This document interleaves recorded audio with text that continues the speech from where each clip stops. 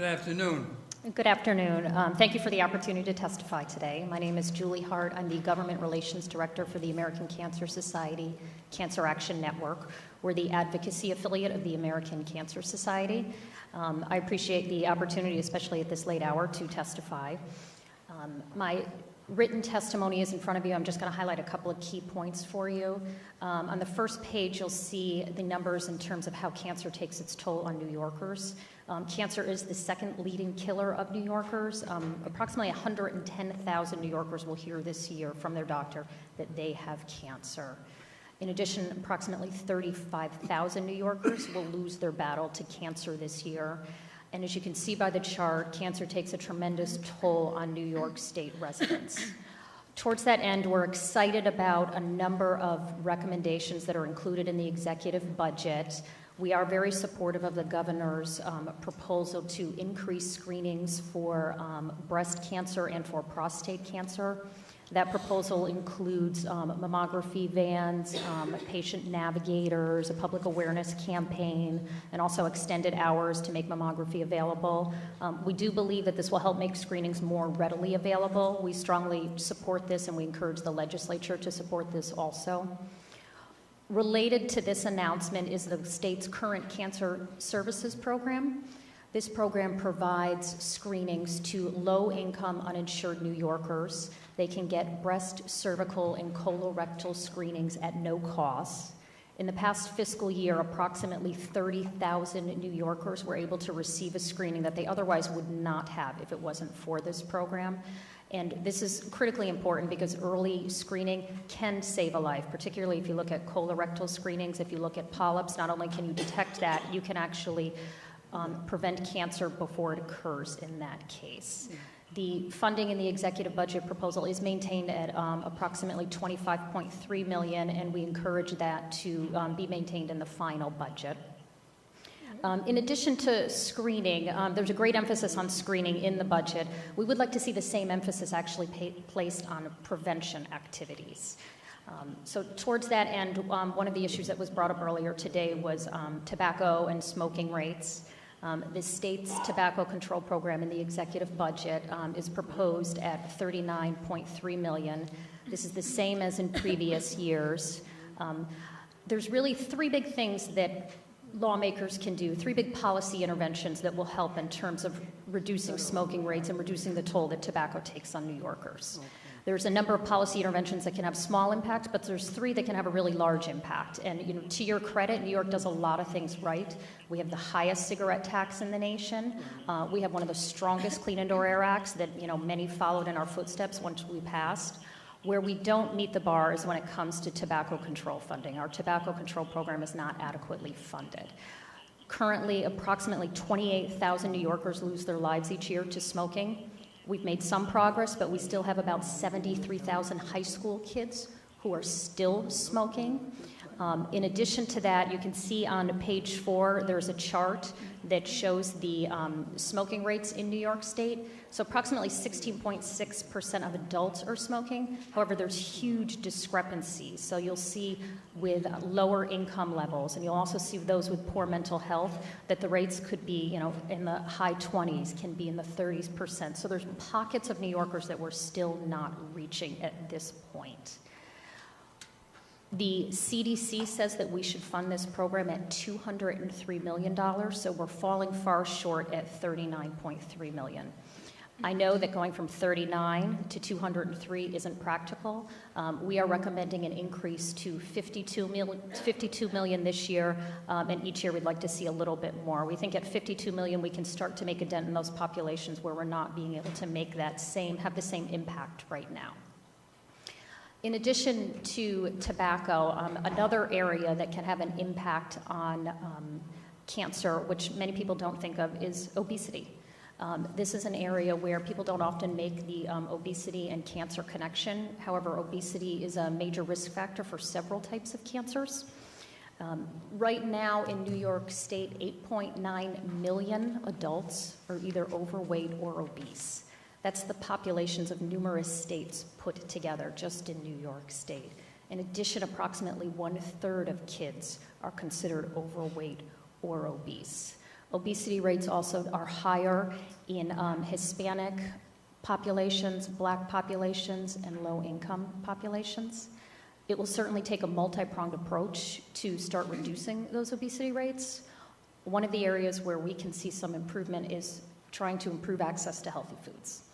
It's hard for people to eat healthy if they don't have healthy foods available in their neighborhood. For children and families, if they don't have a local grocery store, if they don't have a corner store that has healthy foods available. In 2009, the state created what was called the Healthy Food and Healthy Communities Fund. It's a public-private partnership that provides grants and loans to either renovate or locate a supermarket or a mobile market, whatever will work for that particular community. That was started with $10 million in state capital funds. The funding has now been depleted. Because of the public-private partnership, the funds actually lasted a number of years. They were able to immediately get $20 million privately, and then from that point, they were able to fund 20 projects statewide. If you look on page 6, you'll actually see a map, so you can see where those projects have been funded. So in those communities, we're actually starting to make a dent. So previously, they didn't have a healthy food outlet. Now they do in those communities. But you'll also notice that there's a lot of communities that did not receive funding. And certainly, those are not the only food deserts across New York State. So since funding is now depleted for this program, we'd like to see $15 million dedicated to the Healthy Food and Healthy Communities Fund. In addition, we're also asking for $3 million for a healthy corner store, healthy bodega type initiative, because those smaller type of outlets where they may need the funding for is not necessarily renovating or locating, but it may be a market that's in existence, whether it's in an urban area or a rural area where they may need retrofits, they may need refrigeration, they may need some technical assistance. So those are smaller amounts, so we would like to see $3 million dedicated towards that. We think both of these initiatives will go a long way to improving access to healthy foods, and certainly as a first step to combating obesity. So thank you, and with that, I'm open to any questions. Questions? Yes, Assemblyman. Hi, thank you. Just for the record, I'd like to mention that the Commissioner didn't even answer my question as far as how much money was in the budget this year for tobacco control funding. It is my understanding, however, you did mention we have, New York State has the highest tobacco tax. Correct. But it's also my understanding only 1.9% of that tax actually goes into tobacco control funding programs. Is that correct? Yeah, from tobacco revenues, from the tax and also from the master settlement agreement, we take in about $2.6 billion, but only $39.3 million actually goes to help New Yorkers quit smoking and to keep kids from beginning a deadly addiction. The rest of it goes where? General fund? Correct. Okay, thank you. Questions? Thank you very much. Thank you. Thank you.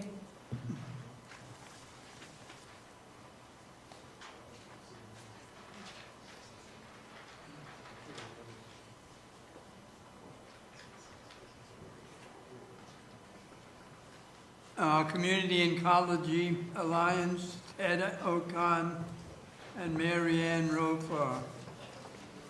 How close did I get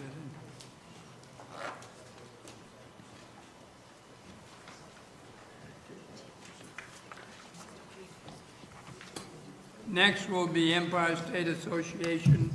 If you move down, you can speed it up. We've got a lot to go. Good afternoon, although I guess I should say good evening. I messed up your name. We thank you for the opportunity to share our views on the adverse impact that Medicaid payment cuts will have on patients with cancer in New York State who are covered under Medicare and also eligible for Medicaid. I am the Executive Director of the Community Oncology Alliance, a nonprofit organization dedicated to serving patients and providers in the community oncology setting, where close to 70% of Americans with cancer are treated. After my initial remarks on this critical issue, I will hand over this testimony to Mary Ann Rufaro, who's the Chief Executive Officer of a large community oncology practice in New York that serves patients with cancer in the greater Syracuse area. Recent changes to the state of New York's Medicaid reimbursement policy for patients duly eligible for Medicare and Medicaid will hurt community oncology practices and the patients with cancer they serve. Specifically, we are concerned with the budget-cutting policy that Medicaid is now no longer reimbursing partial Medicare Part B coinsurance amounts when the Medicare payment exceeds the Medicaid fee for that service. Medicare covers 80% of the reimbursement rate it sets for cancer care, with patients responsible for the remaining 20%. For those individuals covered by Medicare who are also eligible for Medicaid, it is Medicaid that is supposed to cover the 20% coinsurance. That is the issue. Although New York Medicaid relented in not cutting payments for the 20% Medicare coinsurance for cancer drugs, it is now substantially cutting payments for the administration of chemotherapy and other vital services provided to the most vulnerable patients with cancer. That is seniors and those disabled individuals covered by Medicare. As background on this issue, community oncology practices like Mary Ann's have faced many devastating payment cuts at both the state and federal levels, such as the automatic Medicare budget sequestration cut in 2013. These cuts have slowly pushed more practices to close or be acquired by hospitals, consolidating the cancer care delivery system significantly. Over the last 8 years, nearly 40% of New York State's community oncology practices have closed clinics or been acquired by hospitals. The problem is that as the community oncology practices close, patients have to go to the hospital for care they could be receiving in the community setting. Patients that have been receiving treatment from the same practice, in some cases for years, face dangerous gaps in their care when they're displaced to the hospital setting. Furthermore, many studies have demonstrated that hospital-based cancer care is 153% more expensive than in the community setting. The consolidation of cancer care in New York State and across the country is already creating stresses on the nation's cancer care delivery system, with patients being displaced and cost increasing as cancer care is absorbed into large hospital systems. Now, New York Medicaid is adding to the stresses by paying a fraction of the 20% Medicare coinsurance for dual-eligible individuals. As it is, community oncology practices are reimbursed by Medicare for just 57% of the costs related to chemotherapy administration and related critical services. Additionally, many other services are not reimbursed at all, including psychological counseling, care coordination, supportive care, telephone support, and financial counseling. Community oncology practices simply cannot absorb additional payment cuts. They either have to send patients to hospitals or eventually close or merge into large hospital systems, in which case all patients end up being billed under the more expensive hospital setting. Taxpayers end up paying the price when that happens. Representatives from community oncology practices across New York State, from Long Island, Queens, Brooklyn, Syracuse, Albany, and beyond, are here today to say that this Medicaid policy change is extremely short-sighted. While it may save money in the short run, there is no question that costs for cancer care to New York State Medicaid and the federal Medicare program will go up dramatically. Tragically, it is the most vulnerable patients, seniors and those with disabilities, who get caught in the policy crosshairs. And when I get too caught up in the policy, it is my wife, who is a full-time oncology nurse, who reminds me of what cancer care is about: people battling a dreaded disease. Recently, President Obama and Vice President Biden launched a moonshot to cure cancer. We commend them for that and know that New York oncologists have and will continue to contribute greatly to that effort. But as we prepare for the battle tomorrow, we cannot forget the Americans, especially the most vulnerable New Yorkers, facing misguided public policy that threatens their cancer treatment today. I will now hand this testimony over to Mary Ann Rafaro of Hematology Oncology Associates of Central New York. Thank you, Ted. I'm very grateful for this opportunity to speak with you today. As Ted said, I run a large, independent, private oncology practice in Central New York. It's been providing services since 1982, serving people of greater Syracuse area. We had 5,000 new patients last year and served 17,000 visits. We have a team of 16 specialists at our practice in 4 clinic locations in the area of oncology, hematology, and radiation oncology, as well as a plethora of professional clinical staff, of advanced practical care nurses, nurse practitioners, physician assistants, specialized oncology nurses, ancillary professionals. We have a doctor of physical therapy who also does our cancer rehabilitation program. Our mission is simple. It's to provide the highest level of quality care in a healing environment for the mind, body, and spirit of those patients dealing with cancer and blood disorders. Our goal is to offer the highest level, state-of-the-art technology, care, and treatments while meeting the emotional needs of our patients and their families. In taking care of the whole patient, we provide an array of clinical cancer diagnostic and treatment services in a highly coordinated and efficient manner, and I often say it takes a village to take care of these people. We have 270 employees to serve these patients. Our services include the administration of chemotherapy, biologicals, related cancer drugs, diagnostic imaging, psychosocial services, nutritional counseling. We do support groups for families, caregivers, provide radiation therapy and specialty drug pharmacy treatments. We are extremely concerned with the payment cuts that Medicaid is now implementing for our patients, duly covered by Medicare and Medicaid. As Ted described, our practice has felt the brunt of these cuts after cut to cancer care, including the blunt acts of the Medicare sequestration cut. These types of cuts have real impacts on the cancer care system and in each of your districts. For example, our practice alone had to close a smaller satellite office a few years ago, and just recently, a few months ago, we had to close a satellite in Rome, New York, which is actually quite rural and is feeling the effects of us not being there, and they need to drive now into East Syracuse. It's been very difficult to absorb all of the cuts that have come our way in the recent years. The most recent Medicaid cuts are truly unsustainable. Community oncology practices with small populations of payments who have only Medicaid coverage accept losses in order to provide care to the needy. However, for many of us, dual-eligible Medicare and Medicaid patients represent a large part, upwards of 30% of the Medicare population we serve, and this new policy will hurt us tremendously. For 4 of the practices joining me today in this room, losses from just this new Medicaid policy are estimated to be over $235,000 a year. And although that doesn't sound like much to you, with a budget of billions of dollars, it means a lot to us, and it will have an incredible impact on our ability to render cancer care to the people of New York. The services impacted by these cuts are critical to patient care and safety. For example, skilled nurses that administer chemo and care for patients while they receive treatment will fall under these cuts. They're essential to patient care, monitoring for dangerous complications, ensuring good treatment outcomes. In the short term, these cuts will cause practices like ours to cut back skilled nursing and similar key oncology administrative services, which is a very short-sighted way to achieve any quick savings. Or in the end, being forced to send these patients to hospitals for treatment because we can no longer take care of them and sustain the losses. The problem in our case is that the hospital simply cannot even absorb these number of patients. There's about 980 of them alone in our practice.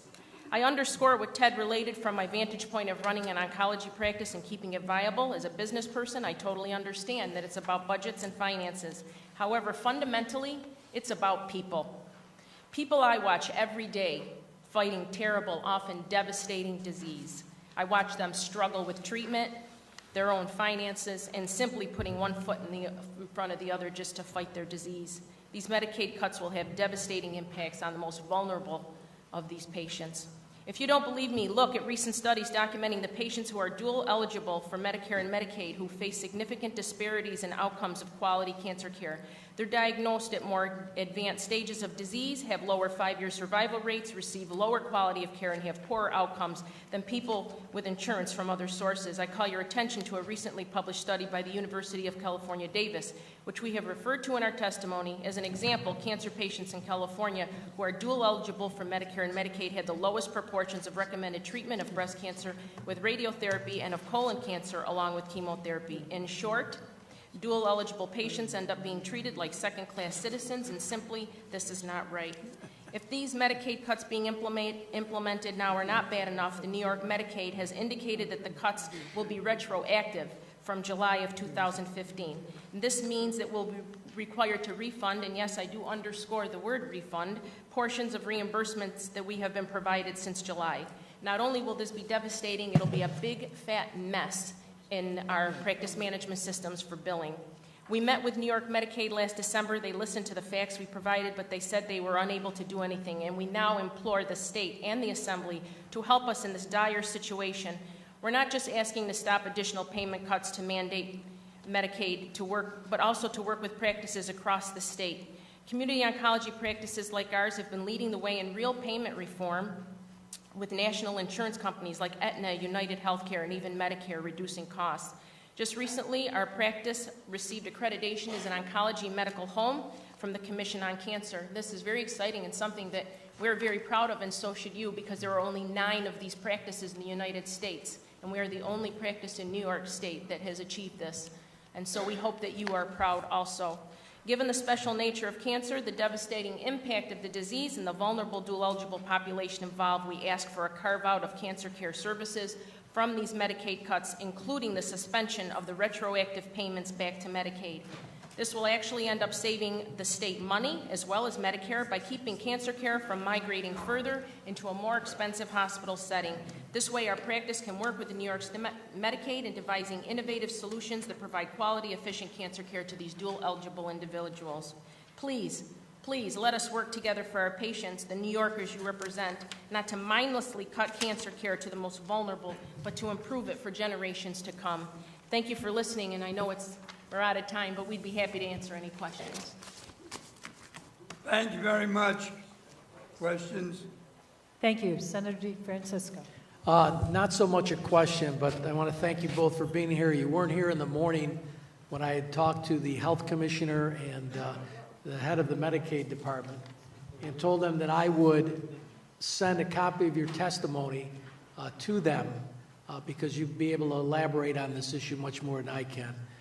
But the point is, if we are closing satellite offices for people sick with cancer, that they have to travel many, many miles to get to your facility now, and if we keep this up, and the facilities like yours close, both of yours close, and all throughout the state, even in Brooklyn, as I told Marty Golden, and they close, then it means hospital care. And how short-sighted is it to spend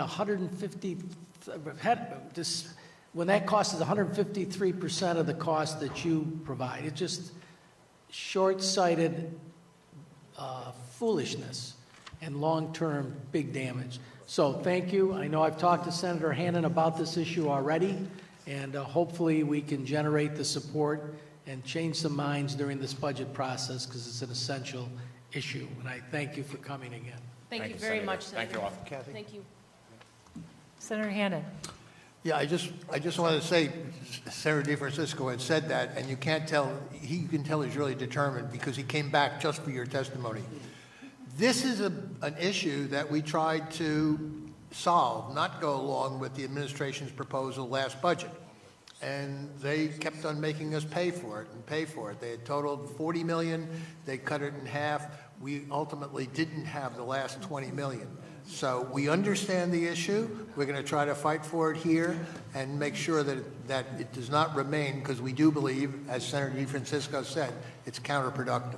Thank you, Senator. And I just want to say that there's a tremendous amount going on in oncology payment reform that's happening across the country, as Mary Ann said. So we're ready to work with basically Medicaid in terms of transforming the Medicaid payment for oncology services. And given your sophistication, I would get ahead of it. I would have proposals. I would make it to Medicaid, because I've read some of the stuff that CMS has tried to do, especially with private physicians and what's going on with oncology drugs in their offices. So if you get ahead of it, you can have it probably the most reasonable and sane you could get it. Thank you. We've provided Medicaid with a lot of the information on these alternative payment models. Thanks. Thank you very much. Thank you very much. Thank you so much. Thank you.